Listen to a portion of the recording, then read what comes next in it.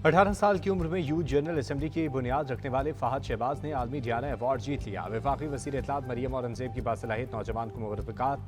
कहा, यह अवार्ड नौजवानों की मुस्बत सोच और जद्दोजहद से माशरे में तब्दीली लाने की रोशन मिसाल है। हमें आप पर फख्र है।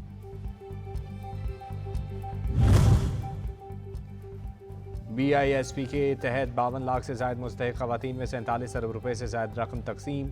बेनज़ीर कफालत के तहत 90 लाख रजिस्टर्ड घरानों में रकम तकसीम की जा रही है। 70% हाजिरी पर रजिस्टर्ड घरानों के बच्चों को बेनज़ीर तालीमी वज़ाइफ भी दिए जा रहे हैं। तर्जुमान BISP।